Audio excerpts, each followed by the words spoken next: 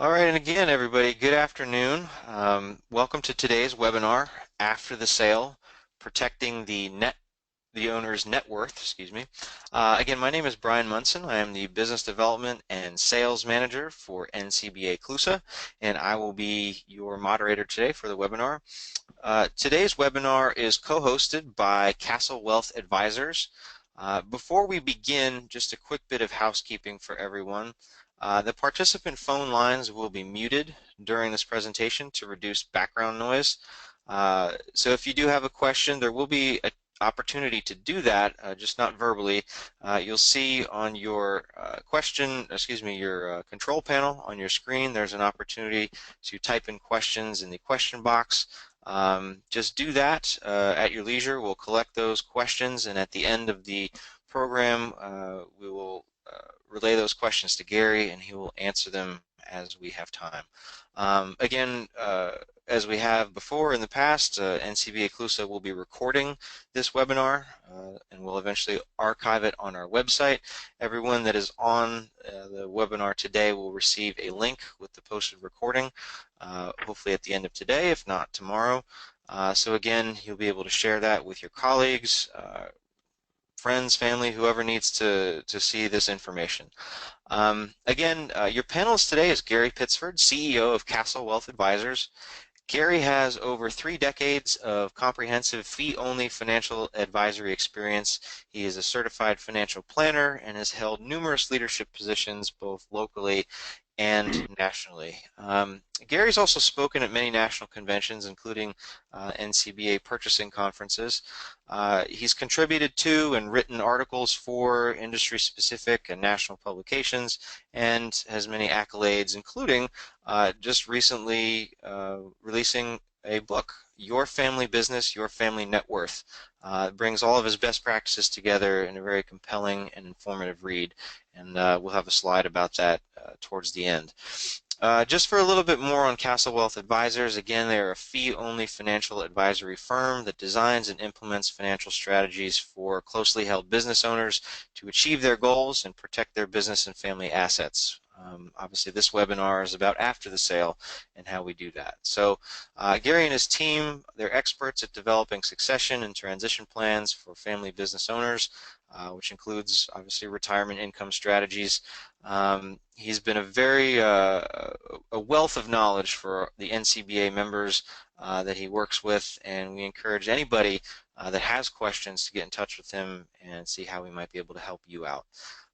So with that said, I want to turn this over to Gary, and we can get started on today's webinar, After the Sale, Protecting the Owner's Net Worth.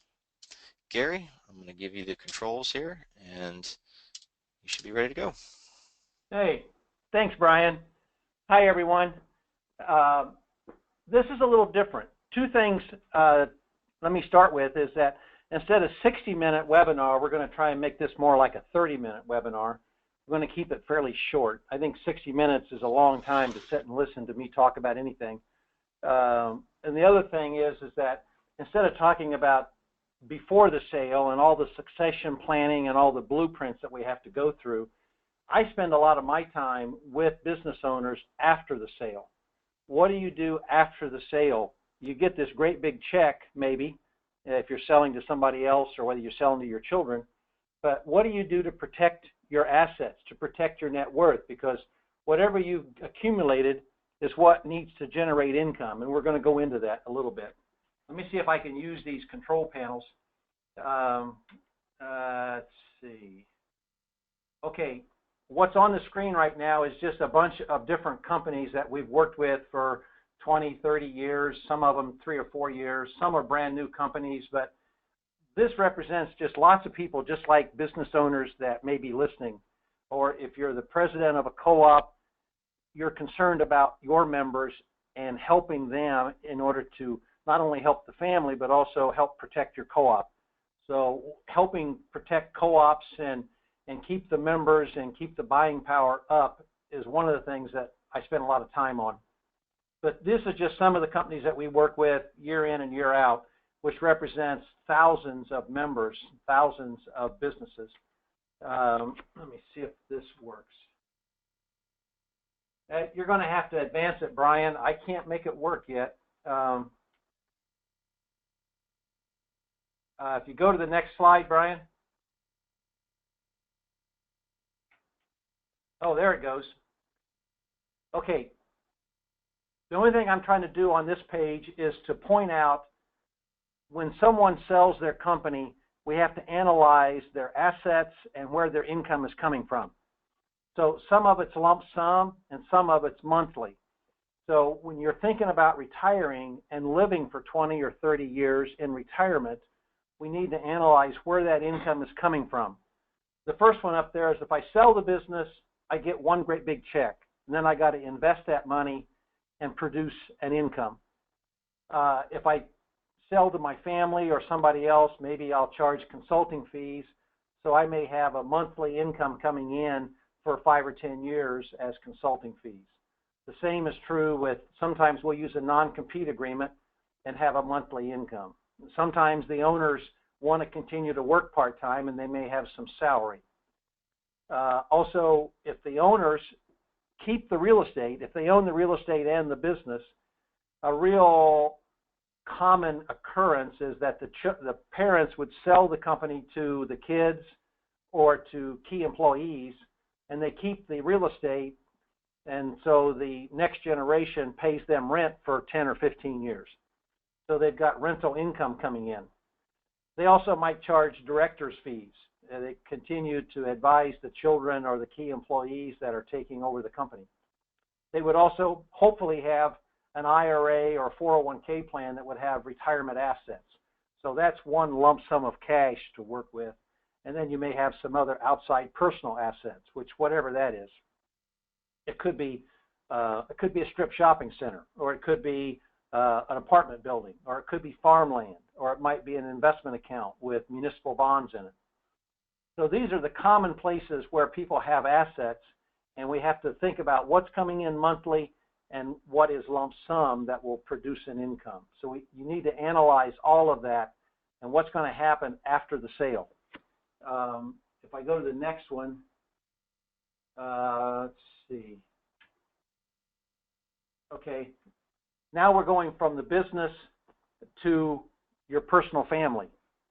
So we're going from business incorporated to family LLC.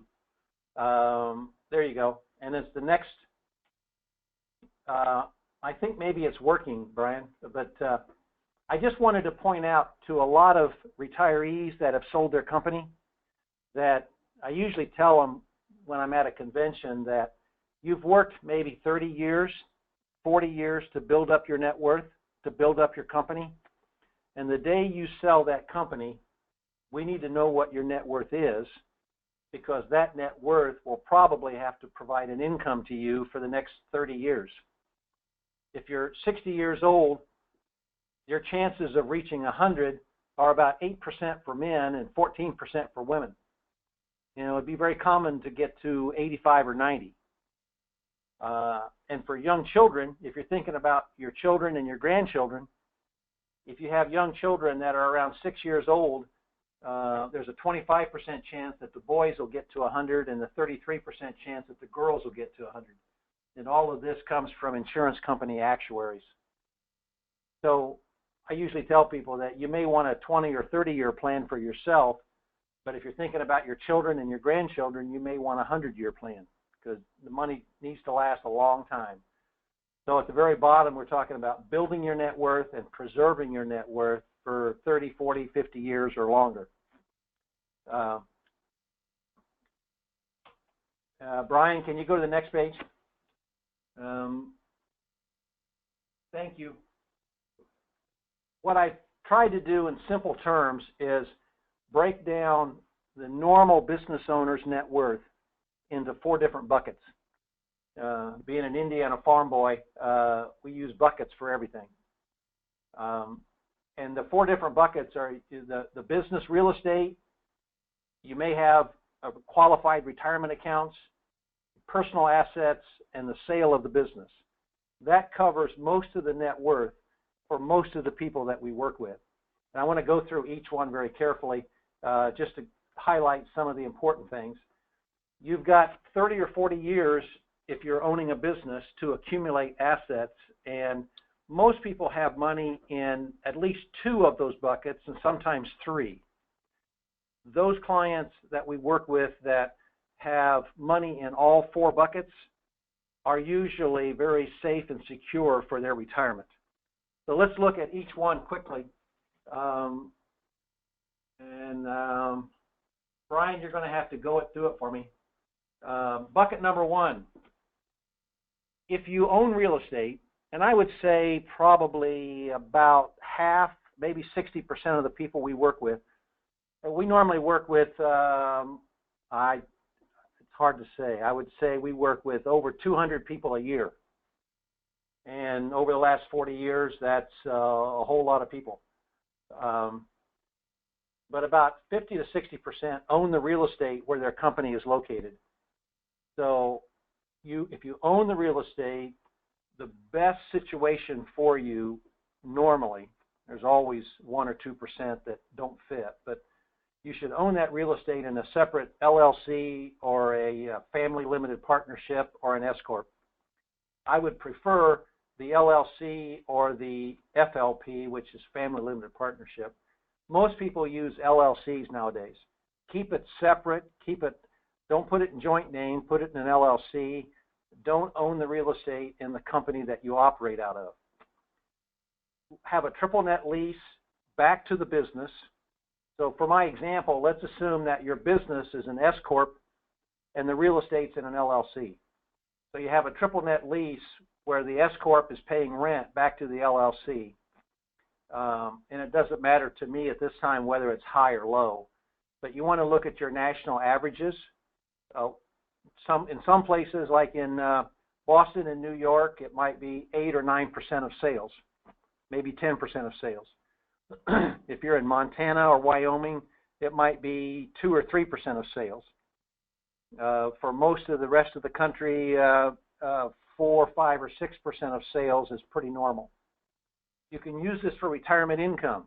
I can sell my business to my kids, and then they can pay me rent for as long as I live. We can divide the ownership. If I have 3 children or 4 children, and I've got 100 units of the LLC, let's say I've got 4 kids, I could leave 25% to each of the kids.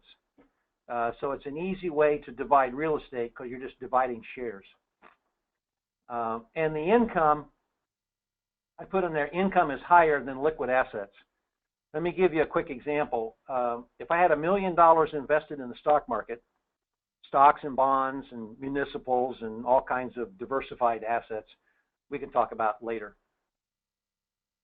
I normally would tell people that we can make about 4 to 5% on that $1 million. So that's, let's say, $40,000 to $50,000 a year in retirement income. If I have $1 million in real estate and I'm leasing it to my children because they bought my business, the income off of a piece of real estate would probably be more like $80,000 or $90,000 a year. So from the real estate on that $1 million investment, which is part of my net worth, I'll have higher income. Now, you don't want to have all your money wrapped up in real estate, illiquid assets, but I'm just pointing out that income from real estate is higher than income from the stock market. You know, it's got more risk, it's illiquid, but we have to look at all the assets like I talked about earlier. You know, what's the best way to get income and what's the safest thing for me and my family. What's next? Go to the number 2, Brian, would you please?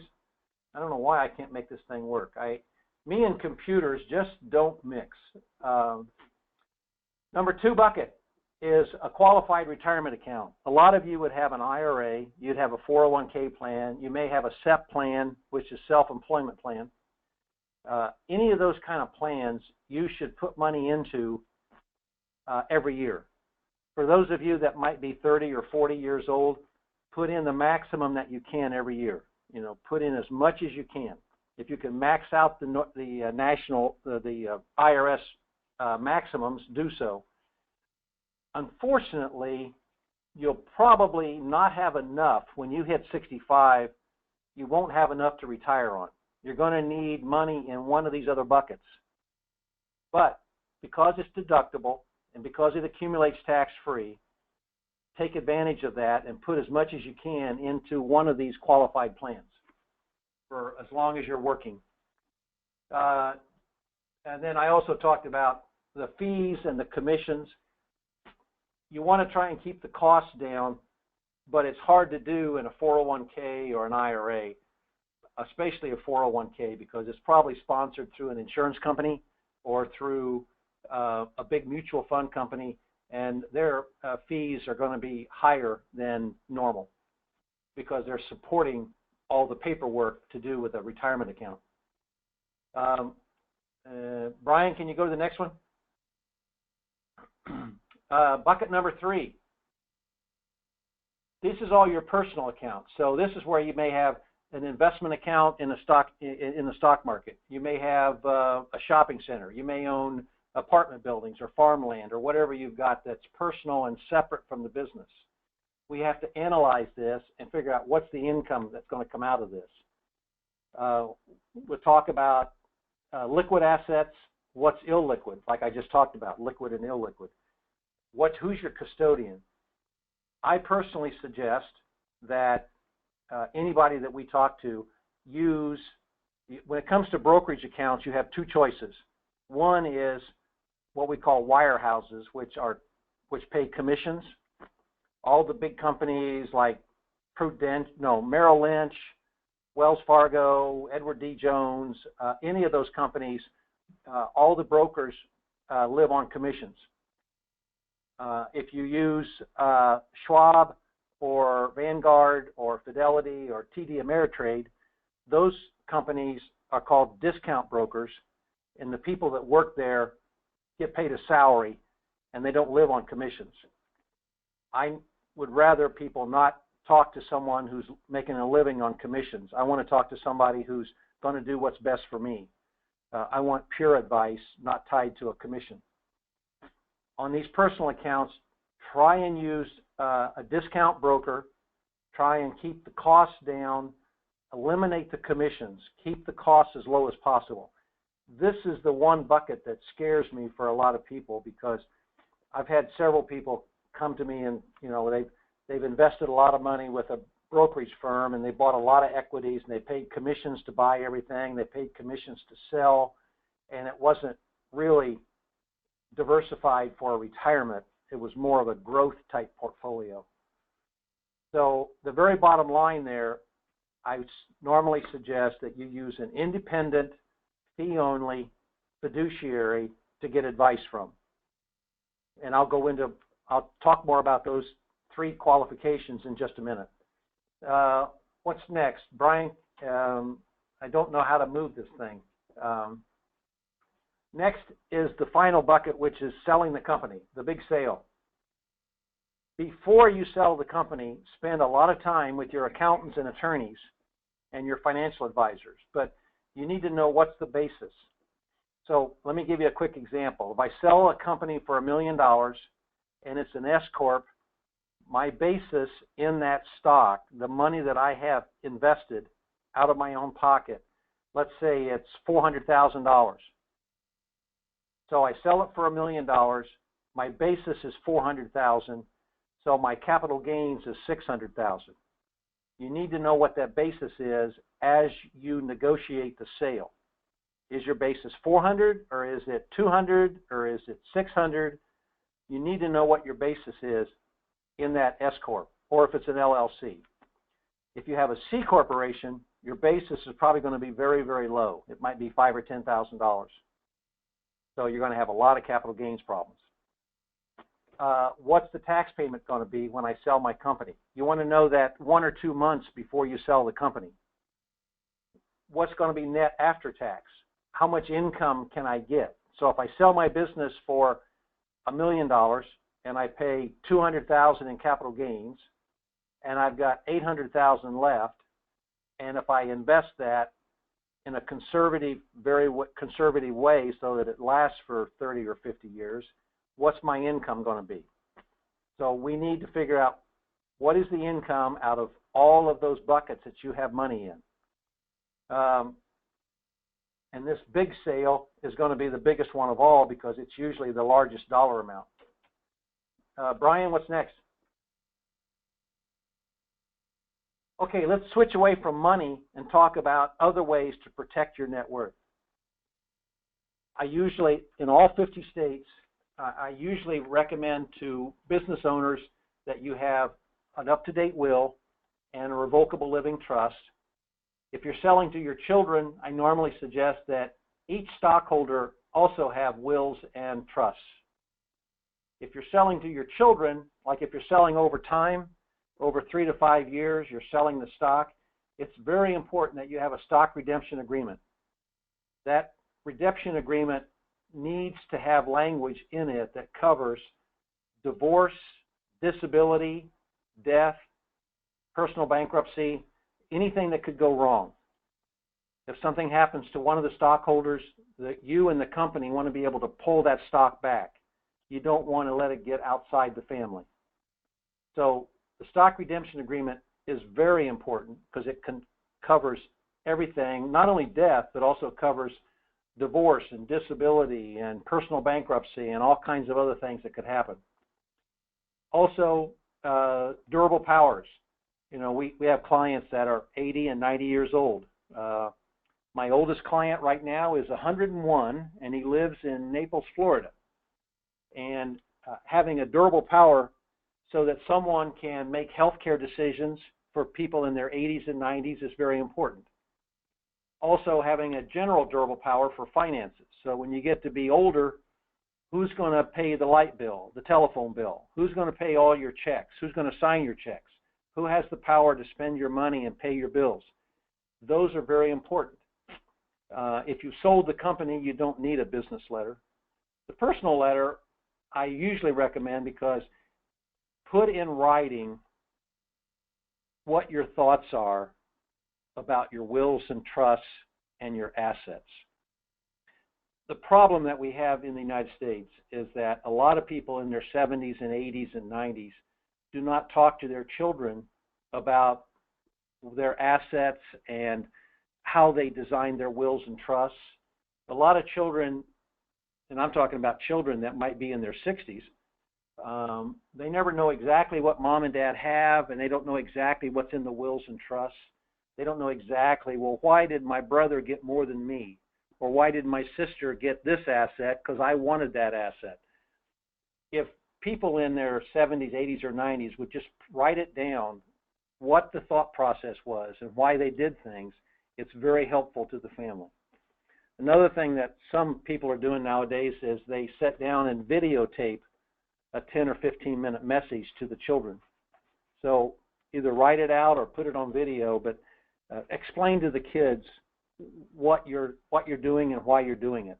So these legal documents, the durable powers, the wills, the trusts, the stock redemptions, are important to protect the company and also to protect your net worth going forward. Brian, can you go to the next one? Okay, here's where we're getting back to. This group of people is very important to you when you sell the company. You want the very best people that you can find, and you want to deal with people who have sold 50 or 100 companies in the last 5 years, okay? You want to work with attorneys that can help you on the business side draft a term sheet or a letter of intent, who can review all the legal documents so that when you sell your company for $1 million or $5 million or $10 million, you got to know what you're signing, and you got to have it designed so that it protects you. You know, it's a give and take between the buyer and the seller, but if you're the seller, you've got to know what you're signing and what you're committed to. You need a business lawyer who has done hundreds of these, not 5 or 10, but hundreds of business deals. You may want an estate tax attorney to update your wills and trusts. You just sold either your first or second biggest asset, so you may want to alter your wills and trusts to say something different about your overall estate plan. And you may need a real estate lawyer if you're selling the real estate. The next is the accountants. The accountants are very important to help you calculate what the tax is going to be. If you sell your company for $1 million or $5 million, what is my tax going to be? You know, federal tax, state tax, recapture of depreciation, whatever tax is going to be, capital gains tax, the Medicare tax, the Obamacare tax. What I need to know what all the taxes are going to be, and you want to know 6 to 12 months ahead of time. You don't want to find out the day before. I've talked to many clients who tell me that they were ready to sell their company, and they called the accountant the day before they signed the papers, and they found out what the tax was going to be, and they didn't sign the papers. So don't do that the day before. Do it a month, 3 months, 6 months out. A financial advisor is very important because you're going to have a lot of cash, and you want to invest it in a conservative way, and you don't want to pay a lot of commissions. I don't want to pay any commissions. I want to pay 0 commissions. And a banker. Because if your kids or key employees are buying you, let's say they buy 20, 30%, then you may want them to go get an SBA loan to redeem the other 70%. So a banker may be helpful. So we've got a banker, a financial person, accountants, and attorneys. The accountants also can look at, like if you're selling to your children, you want the accountant to know what is your tax bracket and what is your children's tax bracket, because we want to design this thing between you and the kids to minimize the taxes. So how can we keep the taxes lower? By making arrangements like with consulting fees or board of directors fees, and minimize the taxes between me and my kids who are buying me out.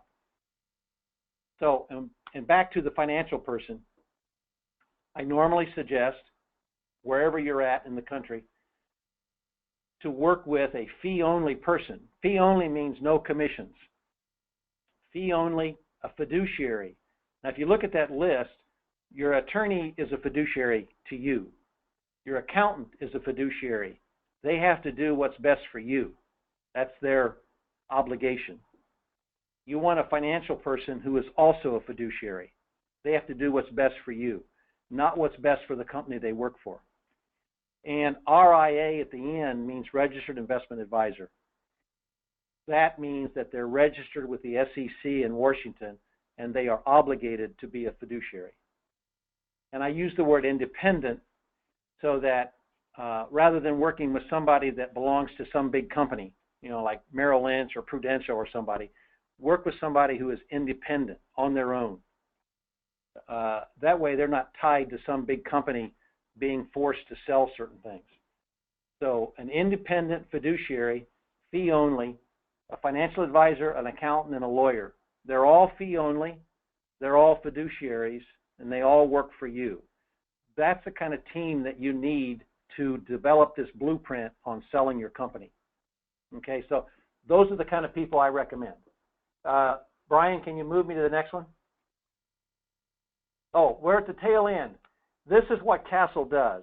We help people with all of the different aspects of selling the company, and we work with the owner, and we work moving it through the business transition to the family wealth and managing things for the next 20, 30 years.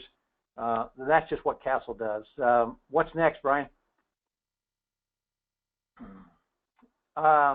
If you're interested in articles about wills or trusts or selling inside the family or selling outside the family, if you go to our website, which is castle3.com, and if you go down to that third plus, it says Business Concepts.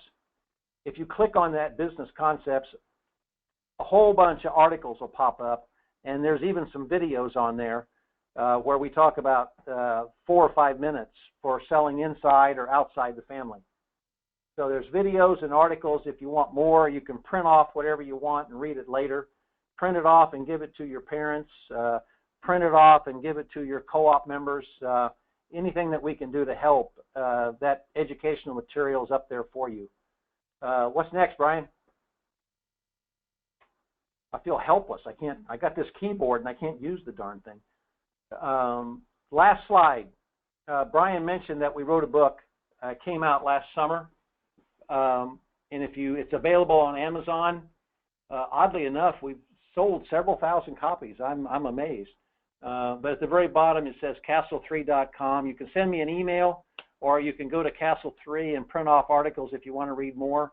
But in this thing, there's chapters in there about selling inside the family, outside the family, minimizing taxes, wills and trusts. So everything that I normally talk about is in this book if somebody wants one. And I think that's it. Brian, do you have any questions? Did anybody come up with Hey, anything? I think so. Yeah, we've got just to let everybody know again, if you do have questions, just type them in the question box at the bottom on your control panel there. Gary, a question about the four buckets. I think you'd mentioned that some of your clients that generally have assets or have been managing, three to four of those buckets, they're usually set up pretty well. What do you find in your work with your clients? What do you find is maybe the reason that some of them don't all have, they're not all paying attention to those four buckets, whether it's the real estate, the assets, the IRAs, and the fourth one there, I'm blanking on, I'm sorry. But what do you find that keeps people from contributing to all four buckets? That's a really great question. And the answer is most business owners,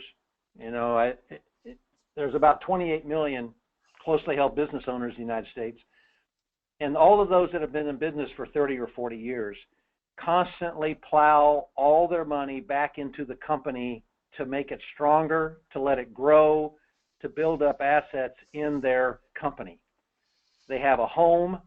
They may have a small amount of investments, but they've, over 30 or 40 years, they've always reinvested their profits right back into the company to make it grow, to pay off loans, to increase inventory, whatever is needed.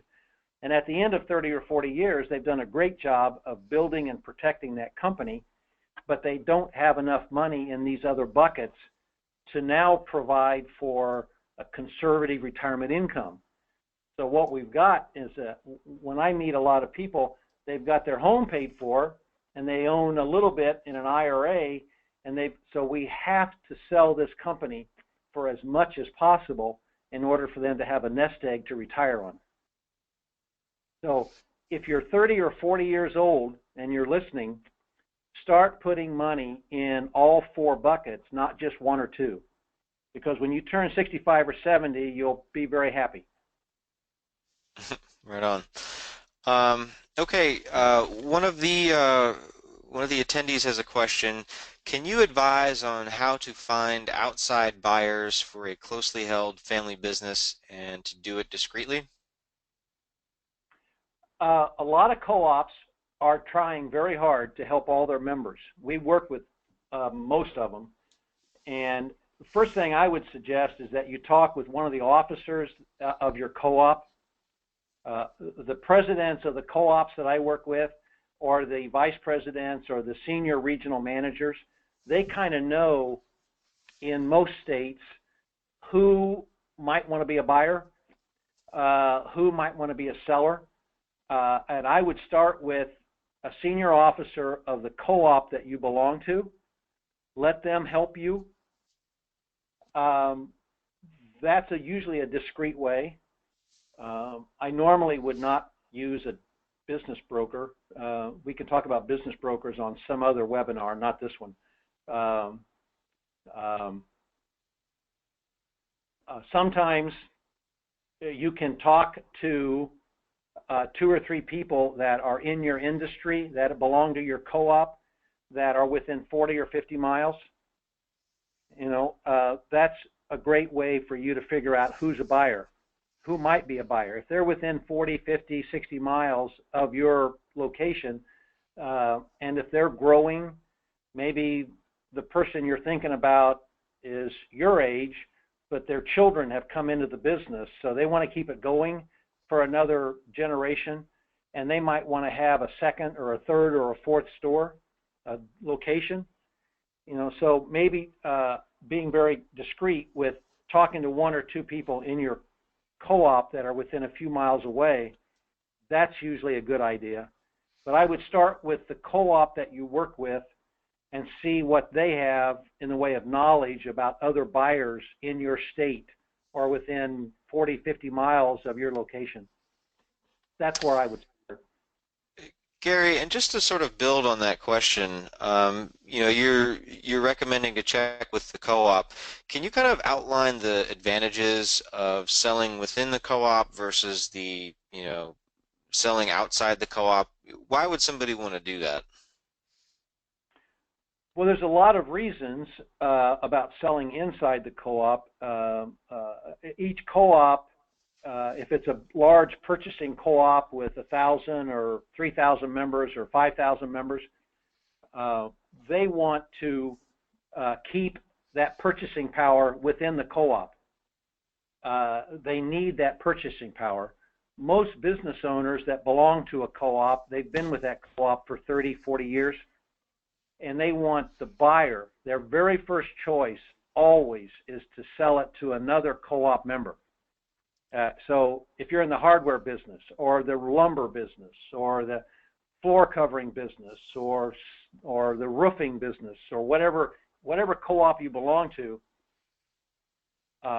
every co-op member wants to sell it within the co-op, and that's why those co-op officers are normally the last 2 or 3 years, they're accumulating knowledge about who the buyers might be.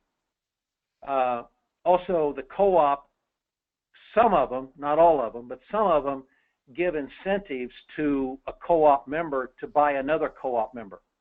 Maybe it's some discounting on inventory, or maybe it's free inventory, or maybe it's some kind of special financing. But co-ops will give incentives, not all of them, but a lot of them, will help a member buy another member because they want to keep that purchasing power within the co-op.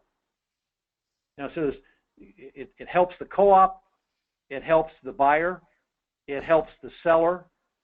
So to remain part of that co-op is always an important consideration. Sure, absolutely. Is there any more questions from the attendees on the line?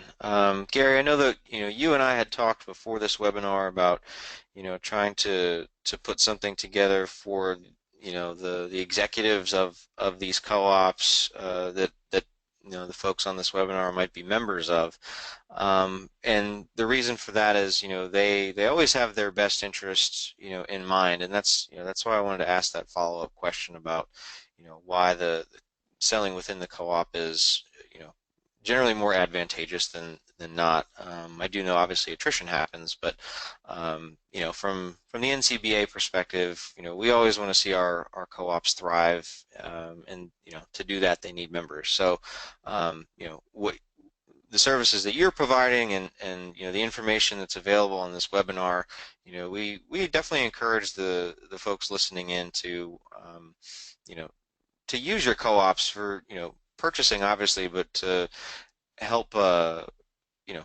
push the advantages of the co-op business model and to enjoy those. A follow-up question, Gary. Can you expand on the idea of going to your co-op? What entities could be considered a co-op? Well, if you belong to a co-op, you already know the answer to that. What kind of entities would be considered a co-op? All the hardware industry, Ace Hardware, True Value Hardware, Do It Best Hardware, are all purchasing cooperatives.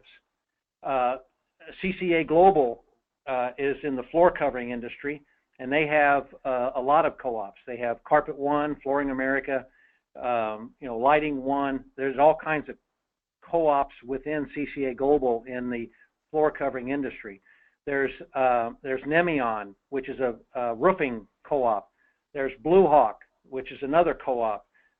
There's Furniture First, which is another co-op for furniture stores. You got the page up there. Most of the stuff on there. IDC USA is a co-op. Evergreen on the left-hand side is a co-op. Nemion, below Nemion, below the Lion is the National Retail Hardware Association that works with lots of co-ops. To the right, you've got Boswick Braun. Below that, you've got Do It Best. At the bottom, you've got United Hardware. HDA Truck Pride is a co-op of dealers across the United States that do repair work for big 18-wheelers going across the country. IS Group is a great co-op that provides, and we buy stuff from them almost every day. They provide office supplies, all of our files, all of our paper, all the stuff that we use in our office, paper clips and everything else is from, they provide office supplies, IS Group. The Drake Group, that's another co-op that is in the drywall. You know, if you're sitting in an office, it's probably got drywall on all four walls, and Drake Group, they sell drywall. Below that, you've got ACE. You know, below that is the Community Association, which are companies that manage homeowners associations in all the different cities around the country. At the top, you've got IWDC, which is welding, independent welding dealers. They provide welding supplies to every kind of company that you can think of that has welders. Gary, is Yeah. there just a follow-up question from the same person? What about factory representatives for product lines? It sounds like they're wondering if there's a co-op or a buying group for those individuals. I do not know of a co-op for representatives of manufacturers, you said? Most of those Factory people would be, representatives for product lines, yeah. right.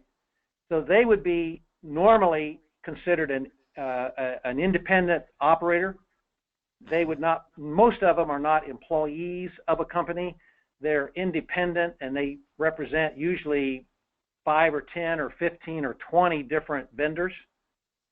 And I don't know of any co-op that works with those type of independent contractors. I'd be glad to do some research, but I've never heard of any. They're on their own. I think he's relating the question back to the original. Would a rep be a good resource to search for a buyer? Could they handle that process Okay, discreetly, or I yeah. understand what you mean. I would say maybe. I have done that in the past. Some reps are very good at knowing the families they work with. Some reps, they just they wheel in, they've got a new product, and they wheel out. But some are very good on the financial side of working with families and owners. They've had a reputation for 10 or 15 years because they've known the family for a long time. And a rep for one type of company who calls on lots of stores, he hears what other people are thinking. You know, and so some people are saying, well, I'm going to sell in 2 years. And somebody else says, well, I'm going to grow the company because my kids are coming in, so I want to buy more. So, yeah, those reps, if you trust them to be discreet, would be a good source. Now, they could also tell everybody they know that you're going to sell in 2 years, which is not good news. But you want to be very careful about who you work with. But some reps could be very good sources of information. Yes. Good question. I like that. Anything Well, else? no, I've not seen anything else. We just got to thank you for answering that question. So that sounds like they've got your question answered. If there's anybody else that has a question, please do so now and write it into the question box.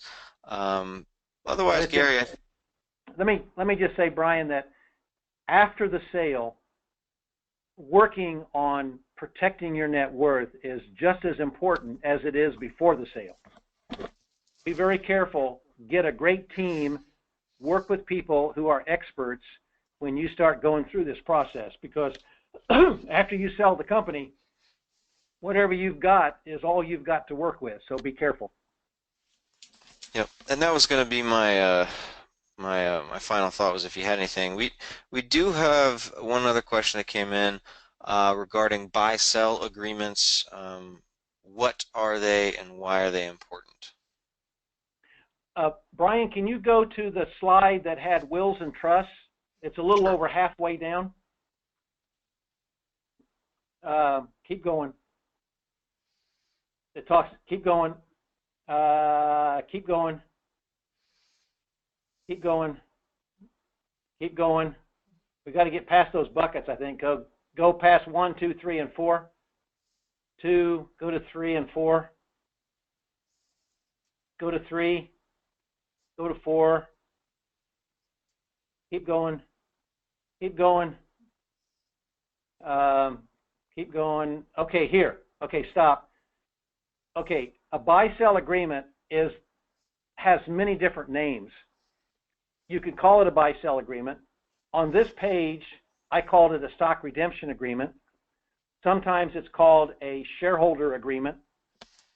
But here I called it a stock redemption agreement. They all mean the same thing.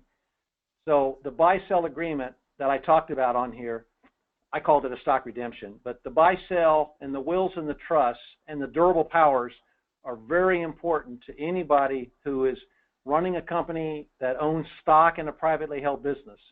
Those are very important. The buy-sell, if you and your children are involved or you and your employees are involved in this company, you've got 3, 4, 5 stockholders, that buy-sell agreement is very important. There are 5 or 6 trigger points that are in a buy-sell agreement. If you have one, go get it and pull it out, and you should find a separate paragraph that talks about what happens to the stock in case of a death, or what happens in case of a divorce, or what happens in case of a disability. If you have a car wreck and you can't come back to work, a disability, personal bankruptcy, termination, retirement. Those are the normal trigger points that should be explained in every buy-sell agreement. That's a very important document for any company that's got 2, 3, 4, 5 stockholders. So that's a very important document, and that's why I had it on there. Most of them are not written properly. If I read 100 wills or 100 buy-sell agreements, probably 95 don't have all the trigger points. Very few are written properly. So pull it out and read it if you got one. Anything else, Brian? Nope, I've not seen anything else come in. Hopefully that answered the person's question. I think unless anybody else has anything, we are probably going to end the webinar. Of course, if you do have additional questions, feel free to email Gary. I'll bring his information up again just so everybody can see it. And you can, of course, reach out to NCBA CLUSA. My email is bmunson@ncba.coop. Again, my name is Brian Munson, working here at NCBA CLUSA. We're always happy to work with Gary, and as I mentioned, he's been a great resource as an associate member for our members, and we're very appreciative of his time.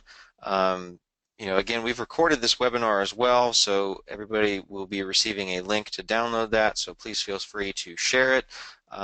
Gary, would you be willing to make your presentation available to anybody that asks for it? Yes, yeah, I'm glad to.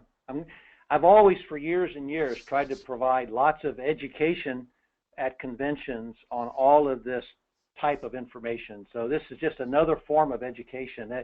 Many of the co-ops that we work with are trying every year to provide more and more education. We've helped a lot of co-ops design year-long programs of education for members to help them with all this stuff. So this webinar is just another form of education, and I'm glad to help and make it available. Sure. Great. Well, if that's all, then we are going to end the webinar. And Gary, thank you again for your time. Thanks again to everybody that attended. If you have any questions, please feel free to reach out to me. You can always subscribe to the NCBA Cooperative Business Journal e-newsletter. Just visit ncba.coop. And you can subscribe on the top right hand of the homepage there. And Gary, thanks again. We'll be in touch soon. Everybody, we hope you have a great rest of your week, and enjoy yourselves, and best of luck with your business efforts. Thanks again. Yes. Thank you all. Bye. Bye.